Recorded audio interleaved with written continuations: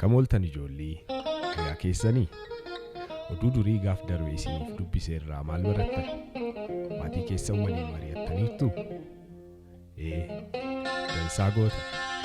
Har'a immoo oduu durii Joobira fi Lukkuu jedhu isinii dubbisuuf qophaa'eera. Obsaan na caqasaa. Bara durii namtichi tokko bosona guddaa keessa qaxxaamuree gara mana isaa otoo deemaa jiru cuucii Joobiraa odaa guddaa tokko jalatti argate. Akka qeerransi ishee nyaanneef mararfatee gara mana isaatti fudhatee deeme. Namichi ennaa mana isaa gahus cuucii Joobiraa sana cuucii handaaqqoo manaa qabu waliin akka guddattuuf isaanitti makee dheedhii eegalaatee fi booda akkas jedheen. Yaa cuucii Joobiraa, sichi ati cuucii handaaqqoo fi handaaqqoo taatee guddatta jedhe. Jecha namtichaas cuuciin handaaqqoolii eega dhagahanii booda gammadanii cuucii Joobiraa sana marsan. Yaa cuucii Joobiraa, baga dhuftee har'a nu laalii wal barraa, obboleessa haaraa keenyaan gammanneerra jechuun faarsanii isa simatan. Innis qorra bosonaa sana keessaa baafamee mana ho'aa fi hiriyoota argachuu isaatiin gammade.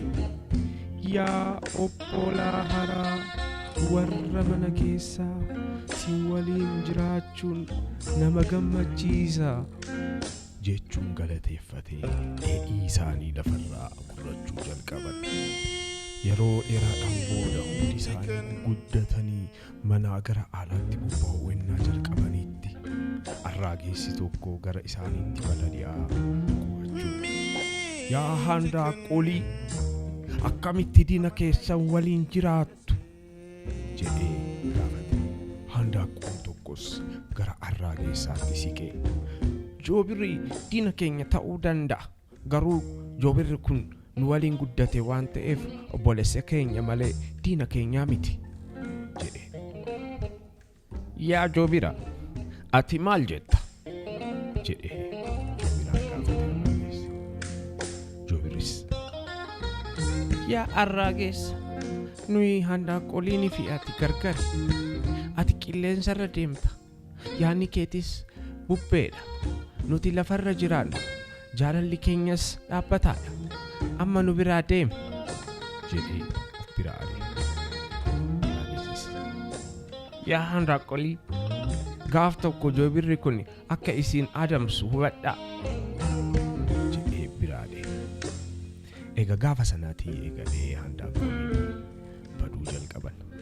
Sababa kanaan jaarsoliin handaaqqoo walitti qabamanii otoo mari'atanuu arraagessi akka tasaa gara isaanitti dhufe. Yaa jedhana, kunoo wantiin isin gorse hin oolle. Joobirri tokkoon keessan fudhatee nyaachaa jira.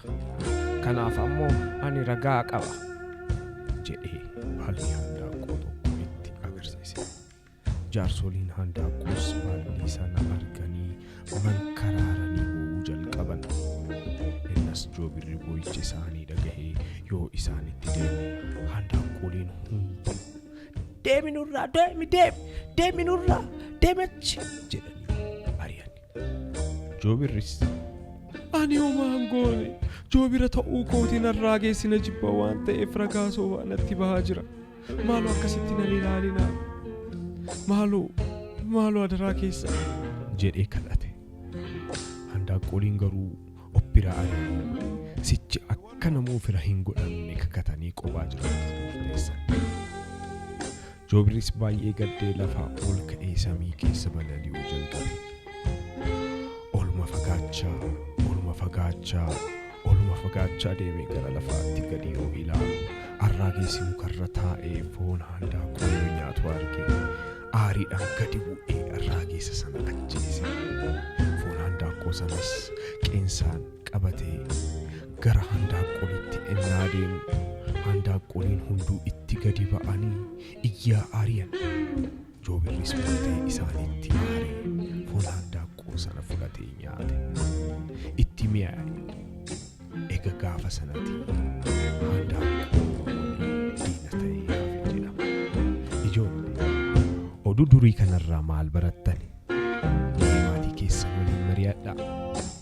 Gaaf biraa oduu durii bareedaa.